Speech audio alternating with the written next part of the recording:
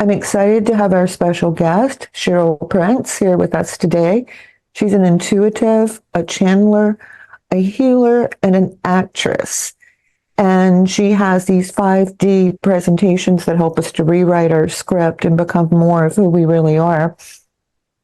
And she also has a lot to say about nature. I was introduced to Cheryl by watching the Trees of Ireland Summit, and she spoke so beautifully about nature, magic, and past lives that I wanted her to come here and tell us more about it.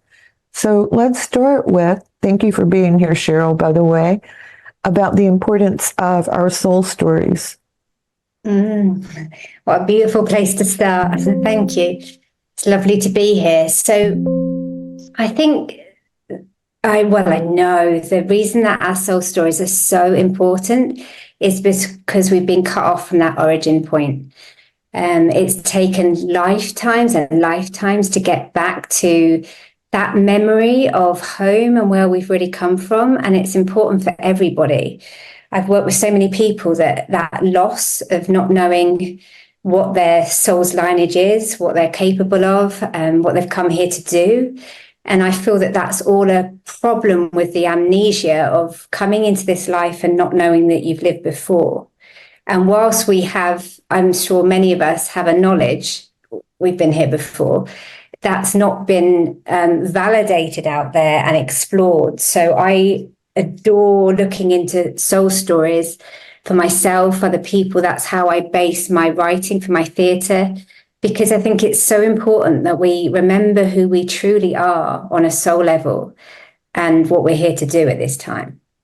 And that is also what the wolves said. For people who are not familiar with me, I spent 10 years living with wolves, and they have a whole history of the universe. And they said that when we first came here, we were so balanced and so connected that we could think, I want an apple, and it would appear.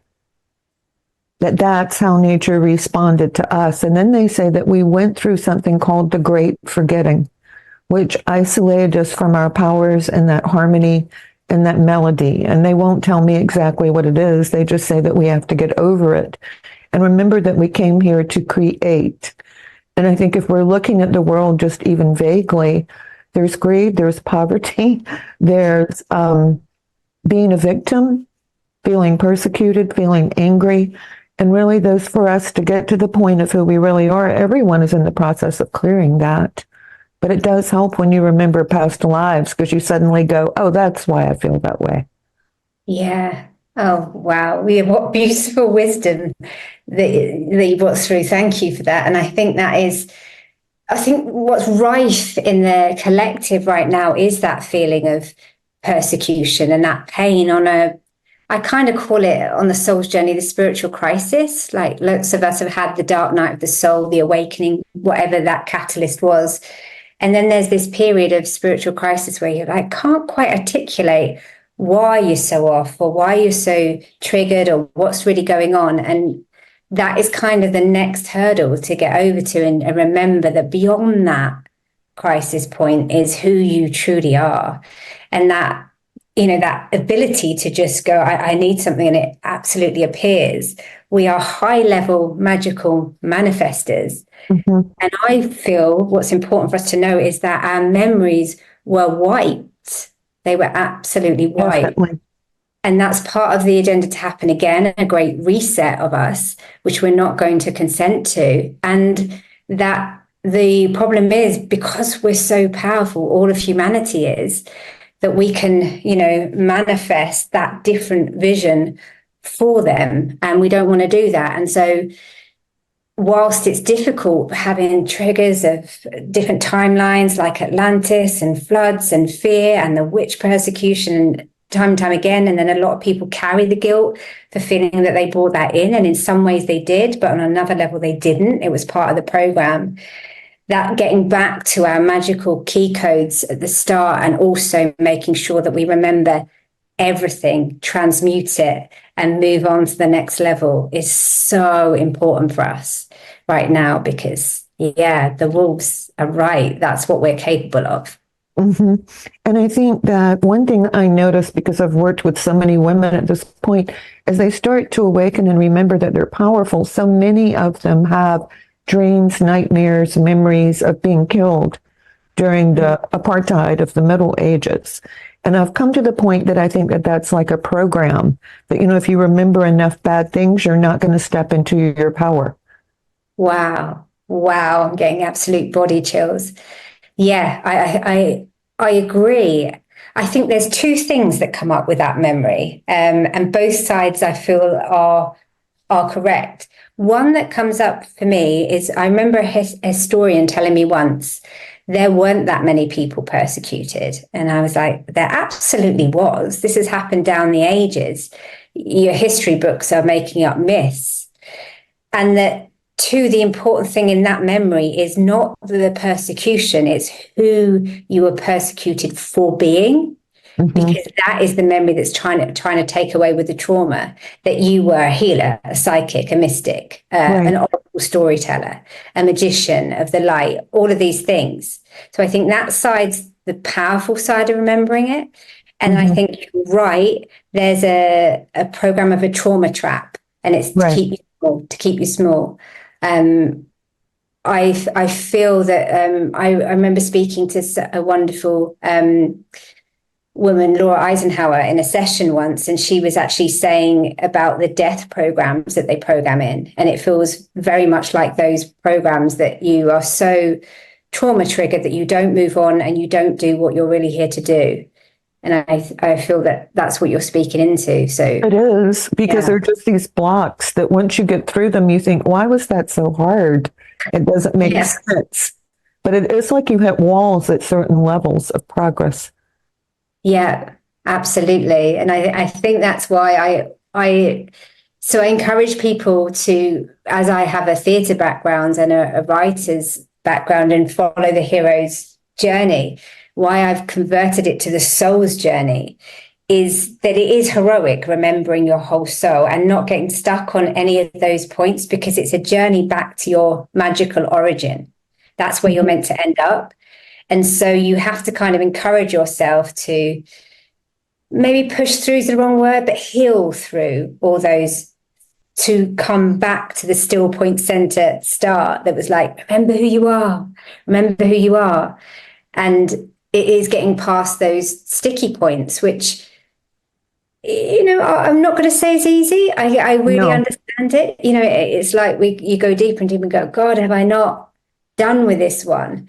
But to know that your origin point is such a beautiful space, so that you've got to keep going. And that's why I kind of map it out as a bit of a wheel of the soul's journey, so that people can go, okay, you can get through this and come round to the other side. Because it's important. And sometimes it does take all of your strength, but you learn to reframe things. You learn to reframe your thoughts and your emotions and your reactions over a period of time.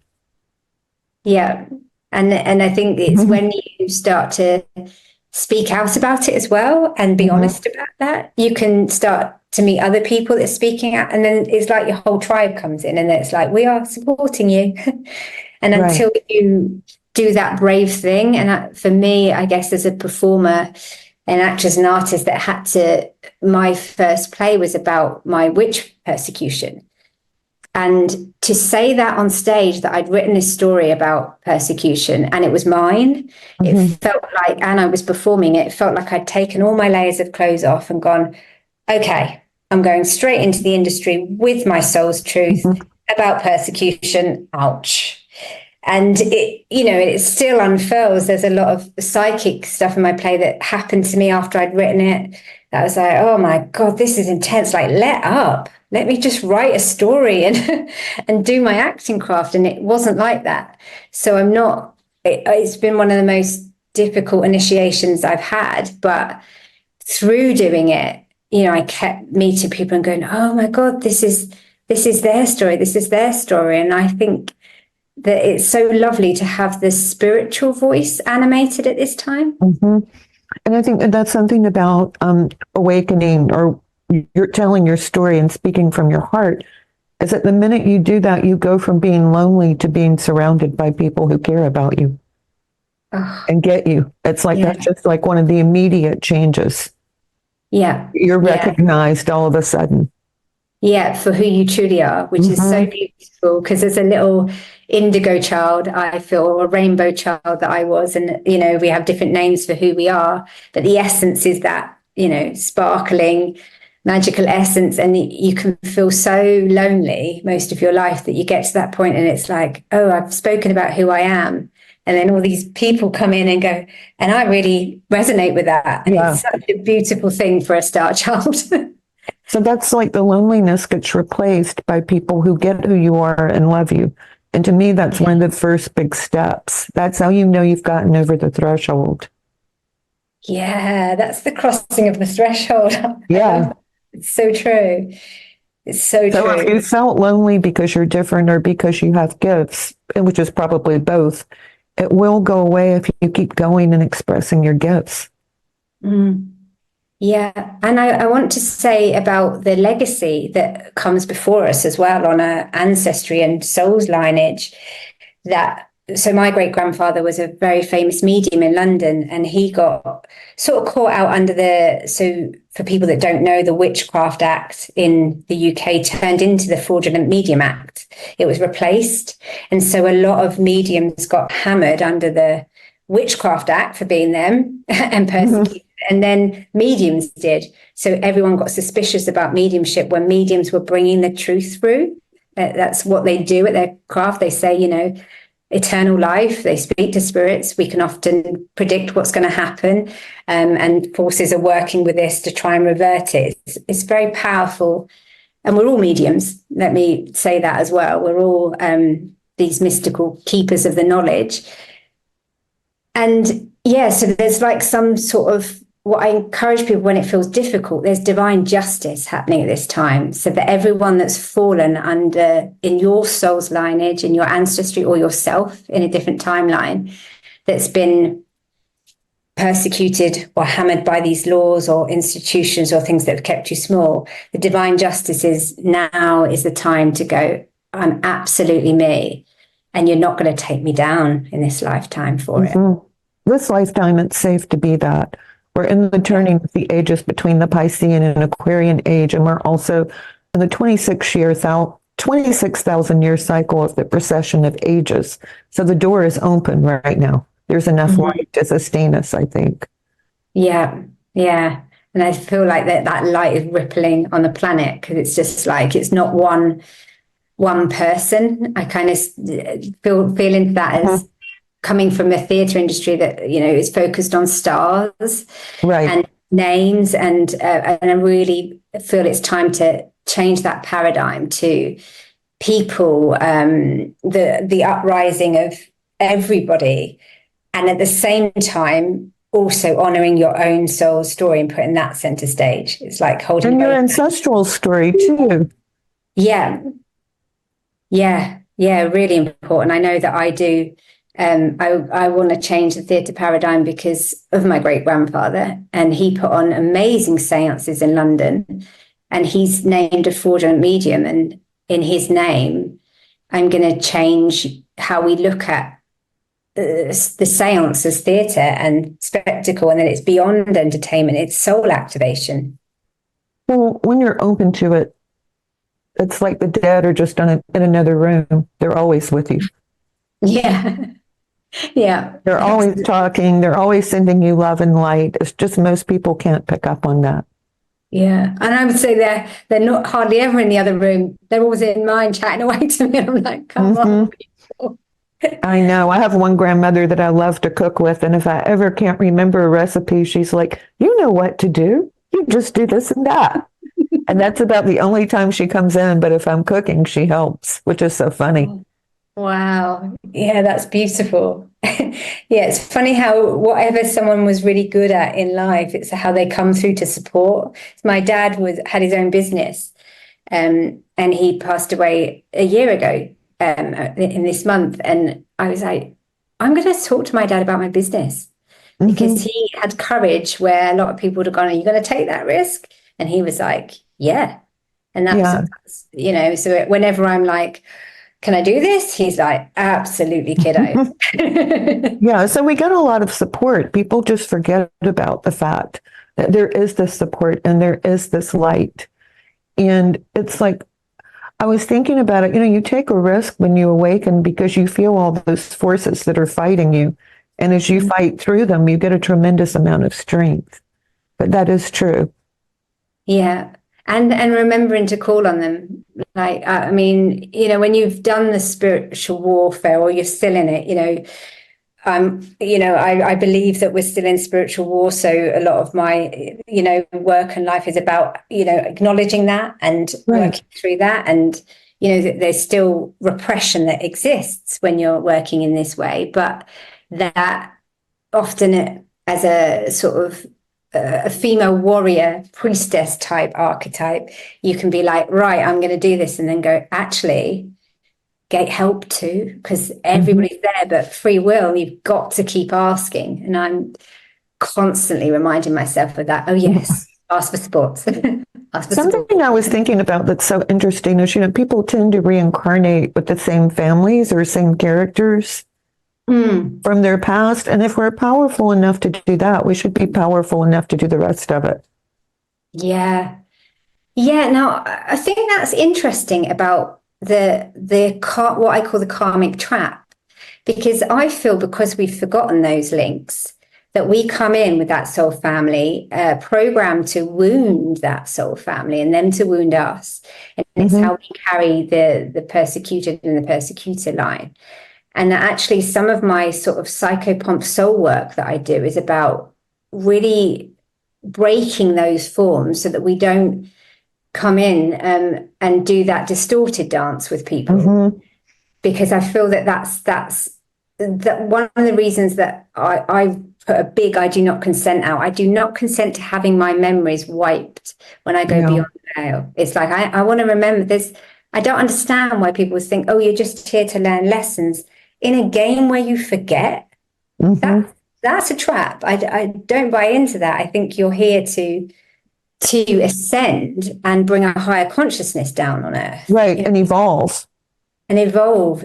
Exactly. It's not to get to the end of your life and not know. And I think that's what the trap is. I don't think that we are. I think free will has kind of been abused on the planet. And that's the big reclamation now, that it's time to get complete consent and free will. Because if you don't know that you've had your free will broken, how can you play by the same rules? So it's fair enough if people go, I don't buy into that, I don't want to listen. Absolutely. But as long as you've heard it and decided for yourself, that's free will. Right. But free will when you're not even aware of it, that's manipulation to me. I agree. And I think most people are manipulated if we're just looking at humanity at large. Yeah. Yeah. I mean, I have been, it took me, I only really woke up to everything from 35 onwards. And that's why I was like, that wasn't free will. And that was, I really didn't know what I didn't know. And it took my nan broke through the veil and literally turned up in one of my acting classes to speak to me. And I was like, oh my God. And she'd passed away. So she came in as a spirit. And I was like, everything I've been told was a lie. It was like, oh, okay. But I had to be slapped around the face with it a little bit. And I feel very grateful that I had that opportunity and it spiraled into a bigger awakening. But not everybody gets that bigger message. No, or your intuition starts to change things and people will say one thing and you'll go, no, that's not true. That's not it. And it's like this other energy completely is coming in. Yeah. Yeah. It's what I call soul reading. When you start to get information and you read it and go, no, that's not right. It doesn't fit. So tell us about ley lines. I found what you were saying about clearing ley lines to be fascinating. Yeah, so that's a lot of the work I've been doing over the past 2 or 3 years. And that's another one that I kind of sort of stumbled into a much more deeper when I was sort of studying more about the witch's lineage, and that that it was a witch's craft, a wisdom keeper craft, to do dowsing on the earth. And when I thought about that, they call it witching. And I was like, oh, okay. So this was just an ancient form of understanding the earth, which has been taken by certain grid workers that have built the whole of the economies Right. up, these things on the earth, and put power over and taken things that were naturally somebody else's, working in reverence. And I think because I was trained in angelic Reiki, that's how I started. For a long time, I thought about the energy in the body more than I thought about the earth. And then I started to shift my practice to realize, this energy is corrupted in our earth. And I started to think about where I wanted to take my work and what lands I wanted to reclaim as someone that was writing a witch story, and to take it in sacred lands and activate. And that kind of led me on to time traveling into lands when I couldn't go and visit them when we were in lockdown. And I spent a lot of time working in the lands of Egypt, because I was like, it's actually... We were all there. Yeah, I think we were all there together. Yeah. We got to get this stuff. And realizing how much trauma there was there, how many, very harmful magic lied seeded out of there, because so many of us congregated there on our ancient timeline. And it was so powerful. And then it kind of went on to, it was more of a call from going to places in Ireland recently where I visited, because a little boy who'd been abducted came through in a session with Ema, who I work with in a very wonderful witchy medium way. And he called me there and said, come to the land. And I went to that land by the Hellfire's Cave, if anyone knows that in Ireland, very important place to go. There's one outside London as well for people that are mystical lineages, to understand what's been taken from us. And just going, my gosh, there is people coming up here to walk their dogs on this land, and the land is horrific. The land was so traumatized. And I was just like working on it, going, oh my gosh. And I remember Ema messaging me from one of the sacred sites that she was going to visit. And I got this message. I was at home and I was like, oh my God, let me send you symbols. That land is really traumatized. And she was laying on it and I was sending symbols through, and it was just, healing and working with that. And then the opposite of what I've been doing as well is kind of soul reading those lands. And it frustrates me that you have to get taken in some places with a tour guide. And you're like, you follow the tour guide around going, this isn't true.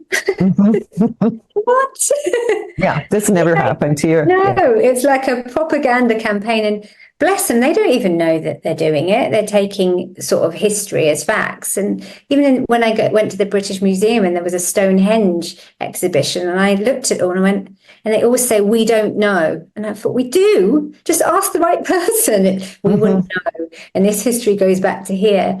And so what I've been doing is sort of going into the lands and just listening to them speak about the stories. And what that's moving into now is a form of, I'm going back to Ireland to do pilgrimage theatre, where we walk the lands together and start speaking our story on the lands, and the spirits speak through us. And we start bringing that in a kind of divine constellation therapy way, but more that it's like a reverence working in the body of the land, healing everything, but speaking it back into existence for the earth keepers to speak. So that's where, the beautiful sort of theatrical element of the land's coming through. And I think it comes from the origin of the bards that used to do this on the land. They used to walk and speak their poetry and bring this divine knowledge through. And it was through my own awakening of being a bard and not really knowing what that was, but knowing that, that I could always sort of spout the sacred word from when I was little. But back then, all the letters were magical. Yeah, the language was so different. I mean, if you said a letter or you said a word, it actually called in energy. And changed things. Yeah. And it still does now, but we've got to be careful. It still does now. Yeah. But there's no better place to be than a piece of land that's been loved and cared for. Oh, yeah, absolutely. And I found that when I went to Findhorn in Scotland, that was kind of part of my awakening journey. When I left my job that night, back when I was in casting, I took a train up to Findhorn. And because they'd loved the land so much, I was just speaking to fairies on the land, going, oh my God, this is such magical land. And it's because they were living completely in union with it. Right. I know it changes everything. So for people who are listening, if you're near a piece of disturbed land or it doesn't feel right, you might speak to the energy beneath the earth and talk to it and ask it to flow in a more harmonious way. Yeah. But this is a gift that is very old that you're talking about, which is speaking magical words to the earth with the currents of the earth to get it to change. Yeah. Yeah, it is. But it feels like there's no better time to resurrect that. No, it's the good time to resurrect it. Yeah. So it's time for us to go to break. I'm Julia Griffen at OneTrueSelf.com. I've been talking with Cheryl Prince about soul stories, ley lines, and 5D heart experiences. So we'll be right back with more of this interesting conversation. Stay tuned.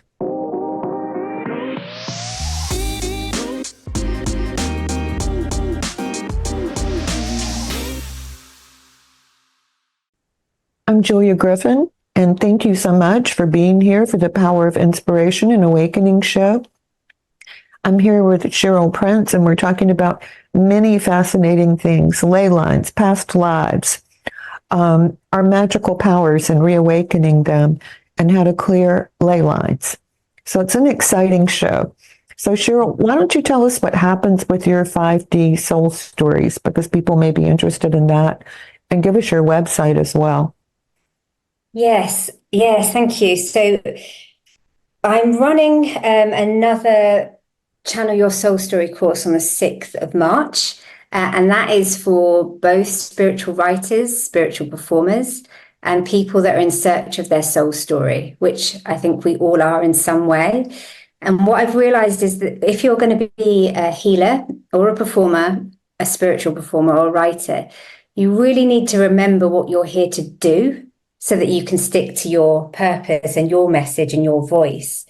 And so that is a sacred 8-week container that I ran for the first time last year, and now it's coming back again. And it was just so beautiful how that community came together and supported each other, because rather than doing things in the old way, it's about healing and channeling and bringing through in a very safe practice way, because you will come up against, in writing we call it the antagonist, but in the healing world it can be like your demons or your shadow force. Your blocks and Yeah, and that can be on so many levels. It can be both your internal one or external in society. It depends what level you're working at, and both.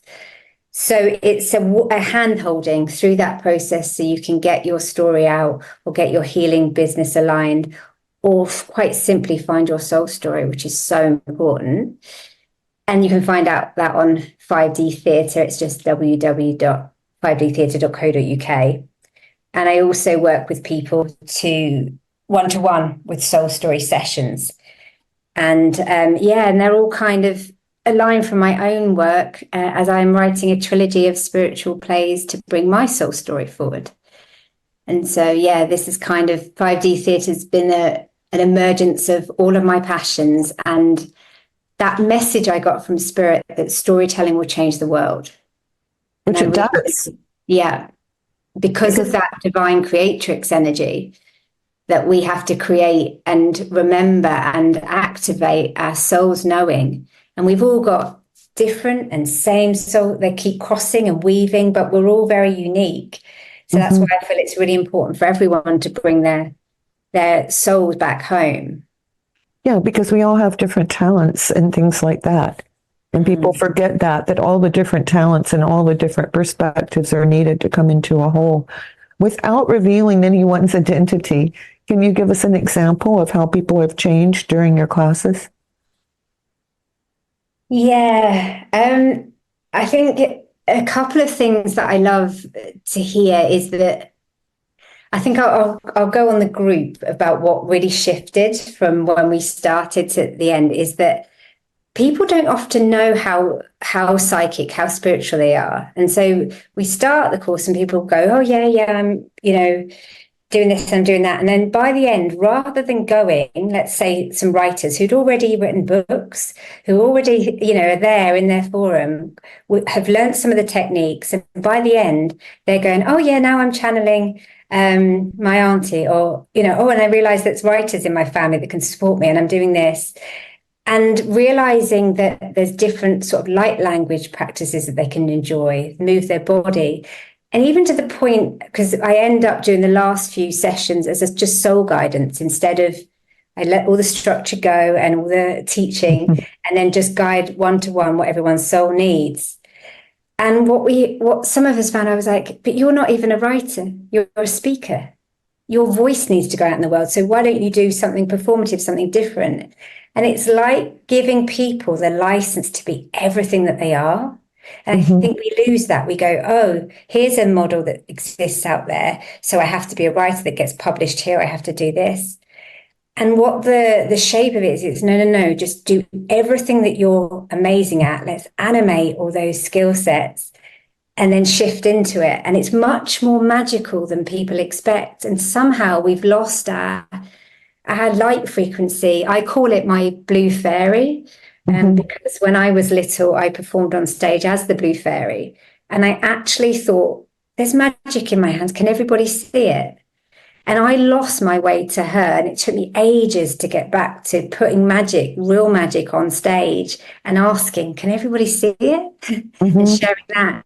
And that's kind of the process that everyone went through. Oh my God, I can be spiritual and creative and lead my business or my writing or my healing practice or even perform that way.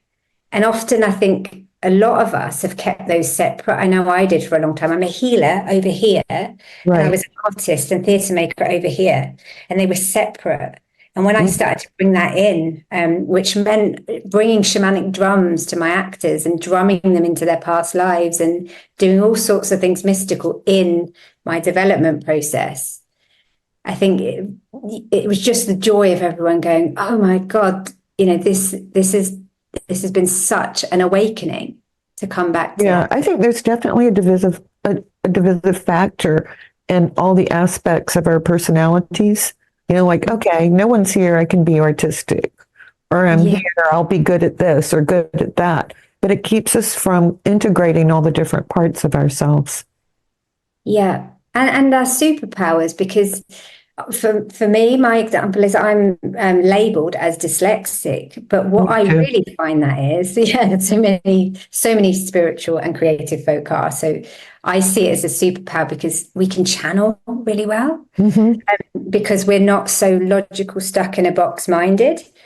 And so it's throwing away of that paradigm of like, this is how you do something, to go, this is how I do something, and mastering your. I can't do anything like other people. I have to find my own way with it, which has become a good skill over time. Yeah. But at first when you try, it can, I remember feeling the wound of being stupid or, trying to, because I just couldn't fit in. And then when you give yourself license to go, oh no, you can change paradigms, you can create alchemy, you can channel all these forces.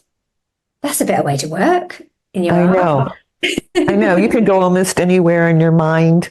Yeah. And the fairies, when I was a child, I always, I'm not going to say imagined, I'm going to say I had like a cloud of fairies that would stay with me. Yeah. And you can't make that up when you're tiny. No. And you're so tapped in, and it's so real. For me, I always felt energies. I guess I was always speaking into loved ones. I could predict things. Just my world was a bit different, and I actually shut the door to it because I found it overwhelming. And I guess that frightened my parents. Yeah, because it's they don't, they don't understand. What? I would say so and so will happen on Wednesday, and then what I would see them look at me like, oh no. Yeah. What will we do with her? Yeah. And I think that's the thing that we're reversing now, to go, oh no, absolutely. yeah, like encouraging that and going, oh yeah, you're not making it up. You know, this is your skill. This is, I mean, I think of the last witch tried under who was a medium under this the Witchcraft Act, Helen Duncan. And she was taken to the doctors time and time again because they thought something was wrong with her because she could hear things, she could see things, she was speaking to things, and they just kept trying to change her. And then she said to the doctor, be careful on your way home. And he got into a car accident. And then they blamed her and she had to leave home because they said that she'd cursed him. So, my gosh. And then this kind of gift sort of brought her down because it ended up making her tried for it. And she was imprisoned, wasn't she? She was imprisoned. And what some people don't know is that when she got out, they raided her seance because they didn't want her running seances. And because they raided her seance, the ectoplasm that she was emitting out of her mouth, the spirit matter, gave her, I think, 3rd or 4th degree burns, and she died 8 weeks later. So they actually killed her. Yeah. So that's, you know, it's pretty... And that's not that long ago either. No, you're talking the 50s, 1952, I think it was, which is, you know, this is our heritage. So I think that, you know, it's so important that people are reframing when their kids are coming to them with these special gifts, that they are nurtured and brought out, because these are special gifts. We have, you know, so much talent and ability. And I mean, I feel that's why the arts has always been dropped down, because it will inspire you to be like this. Different. Yeah, to be different. And to be it proud definitely does. And then I brought this up earlier, but can you tell people a little bit of the role that you feel that nature plays in all of this awakening? Because I know the trees of Ireland, it was about all the trees having been cut down so Queen Elizabeth could take over Ireland. Yeah. So, I just got... I know, me too. Maybe we shouldn't talk about it too much. I'll change it. They don't want us to talk about it. I'll say this, is that I had walked my dog outside on Tuesday night, and it felt strange to me. And then he asked to go back out 30 minutes later, which is unusual for him. And when I stepped out of the front door, I could see an owl across the street, and it said, hoo-hoo, hoo-hoo. And it's like immediately I could see that there were coyotes in the yard, and I could even count them and see where one was in the woods. It's like it turned on my psychic vision. So I just walked him around a little bit and did a figure 8. But when I got back to the door, the owl said, hoo-hoo, hoo-hoo. Like, I'm glad you're going in. You shouldn't be out there with the coyotes. And I thought, wow, is that fascinating? Wow. Yeah, I think that's the thing that it's about a deeper communion, isn't it? Because the earth has been damaged as humanity has. We're intertwined. Yeah. So it's like when we heal us, we're healing the earth. We're like in this beautiful co-collaboration.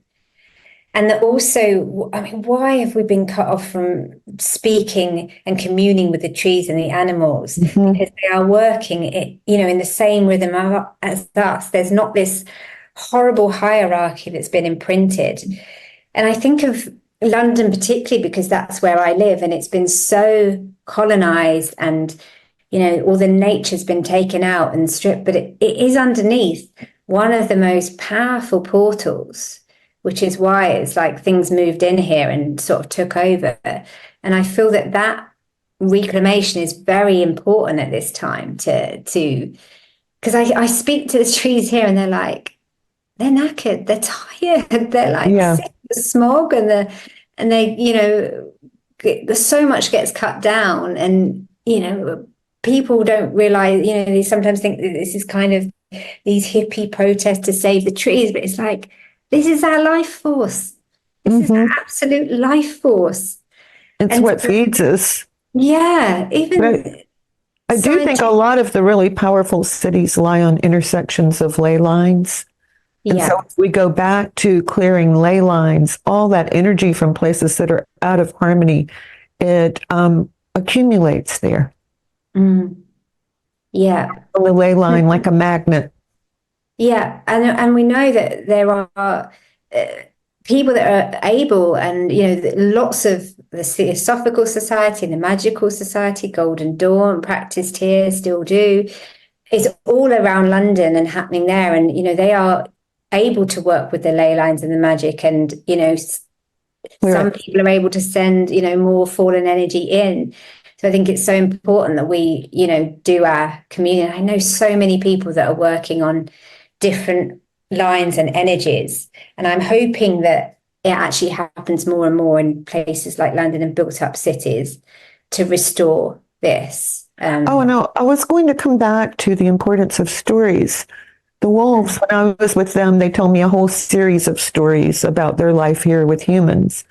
And I asked them how they knew them, and they told me that the alpha wolf tells them to the pack, and they do it over and over and over. So they memorize all those good stories about harmony and using our creative abilities and bringing forth that power to manifest. So even animals are telling good stories to make things change. Wow, I love that. That just brings me up. I spoke to someone in a session today about folk tales and said about bringing the folk tales back. And the folk tales are exactly that, where the community tells each other a story. And what I know about the bards is that they had to memorize these poems, these words, to pass them down, to pass them down. I know the cunning folk of London did it as well. It's like they passed down spells and protection and, magical rituals from person to person. I have a little poem about it, these women whispering throughout the ages, and that's that onus of passing it on. Mm-hmm. And it's to keep the story, the magical story, alive. And I also believe poetry and paintings do that. What we see and feel with them, it's passing on that same kind of energy. Wow. Because if we go back to the bards, what I think in Ireland, they were hung upside down and they had to come up with a certain type of poem before they would pull them up. Ooh. That was the initiation, like the hanged man. Right. Yeah. I didn't know that. Yeah. So they were in the abyss, and in the abyss, if they could create a certain form of poetry that way, then they would be lifted up and become a great bard. That was their initiation.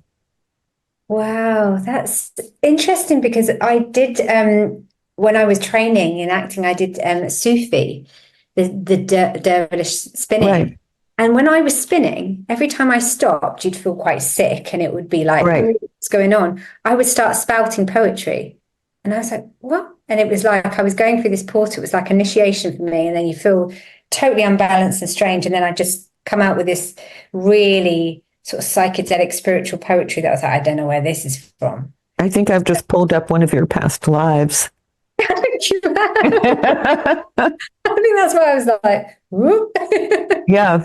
And so that's really interesting, all those things. But of course, people need to realize that when that kind of poetry was being done, it was with different letters and different formations and syllables of poetry, not so much as what we do now. Yeah. Because I have never stepped deeply into witchcraft, which I guess people would say I do it because I can think things and see things and heal. And I can talk to trees and animals, but the spells have to rhyme. And that comes back from that old bard tradition.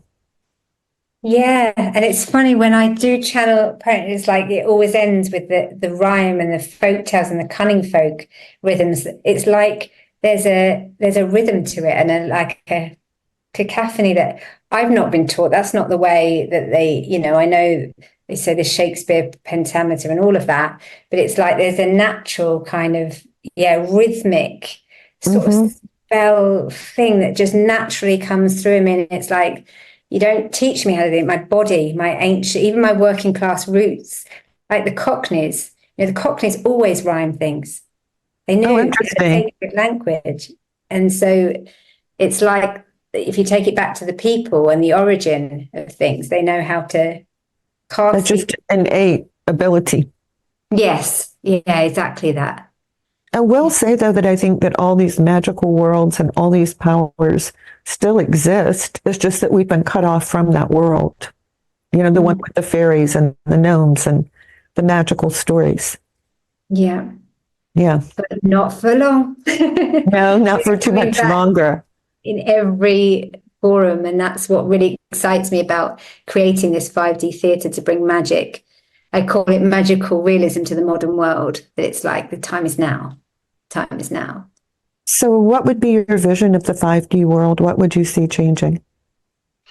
So for me, because we all have different paradigms, but mine is that you walk into theatres that feel like temples, and that you walk in and kids, adults, all sorts of people are there, and you walk out having your soul activated. So that at some level, you get a consciousness of, oh, this is, that deja vu feeling, or that feeling. And it's happened before when I shared my work, that people go, I didn't know. I don't know why this is resonating. Oh, that's kind of, so that's kind of made me think. And then they've gone on and done different work that actually, we are awakening through storytelling. And I think that's what we always did. But because there's been such soul loss and memory loss, it has to be done in a new way. And that brings in the healing power of it as well, because, there's a lot of trauma down the line. So we have to gently ignite, activate, and heal all at the same time. Well, here there are a lot of movies, but I don't think that they really address that feeling from what I can tell. But I do know if you see a play that's about courage or nobility, if it's done well, it stays with you for the rest of your life. That's so true. And for me, why I love getting into spaces and live spaces is because when something's done really well, they understand the energetic principle, which is your body just goes, it reacts to it viscerally. So it goes beyond the mind. And I think that's, why that we can't always just go to TV and film. Why I like the live space is that you go, oh, my body's doing something, I'm activating. And that energy exchange is just so beautiful. Well, you feel one another. And there's a different experience if you're with an audience and everybody goes, oh no, or everyone stands up for a standing ovation. It's like that energy just carries through for everyone. So it's a group experience in a way. Yeah. Yeah. And I feel like it can be a mass reverence of the soul, or it can be a harvesting. People know how to drop this energy when people gather in big spaces. Yes, definitely. To program. So it's the other thing, the absolute opposite, that everyone's like wide awake and activated. Yeah, it seems like there are two different things. One is I really want to be awake and activated. And the other side of that is I just want to go to sleep and have someone tell me what to do because that's safe. Yeah. And that is what I feel that entertainment is currently about. It's like, because, you watch a series and people's brainwave state goes into the meditation state. It's hypnosis. And a lot of the time it's like, here we go, we're going to tell you a story of what life's really like. There's no magic. I mean, I watched 2 kids' films over Christmas and they were like, oh, someone's died, that's it, no more. They were programming in that there's no... And I even heard my nieces say, oh, so-and-so's died, and they're getting that death trap. And I'm like, God, this is working subliminally on the consciousness. Yeah, because the children I know have told me that they haven't even seen a movie or a child show that was good or that I would like in almost a year. That's a long time. Yeah. And we used to watch things about being happy and overcoming problems and finding courage within yourself. And there are not even shows like that anymore. Yeah. But I don't think it's working with that group. They know how bad the world is and they don't care. They think they can do something about it. Yeah. And I think, and I think that's why it needs to change. I feel like Hollywood's crumbling. The old systems are going out. And actually, we've got a great opportunity to go, when things aren't working, it's that time to step in and go, here's a new idea. And that's why I feel like Spirit was like, okay, go and create a whole new theatre. And I was like, what now? Yeah, you always say that when you get an idea. What did I hear? That can't be right. And then it repeats and repeats and repeats. Yeah, it won't go away until it's like, go on, go on. So for those of you who are listening, we're coming to the end. I'm with Cheryl Prince. We've had a wonderful conversation, which is basically about please become more than who you are right now. Awaken, expand, and share your beautiful ideas so the world can change. And why don't you give us your website address again? Yes, it's www.5dtheatre.co.uk. Okay. And you have a class coming up on March 6th? March the 6th, yes. Yeah. Online for 8 weeks, but it will be recorded for people that can't make it live as well. Thank you so much. It was a joy to have you here. So everyone, thank you so much for being with me for the Power of Inspiration and Awakening show. You can find me at onetrueself.com, onetrueself.com. Sign up for my newsletter, and we periodically have classes, so feel free to ask about that. Thank you for being with us today. Thank you for listening to the Power of Inspiration and Awakening Radio with Julia Griffen to master a higher frequency for a new state of mind. Join us next time as Julia takes us deeper into the memory of the moments of light where transcendence and enlightenment emerge. The memory of the jewel of consciousness is always lived within you to tap into waves of energy and create huge changes by imagining the beauty of the vision and desires that are hidden in the heart. Learn to find your way back to nature, beauty, and your own heart, which holds the secrets of your existence and future. To discover more about Julia's adventures, animal communication, and the teachings she brings to every show, visit onetrueself.com. That's onetrueself.com. That's ONE, trueself.com.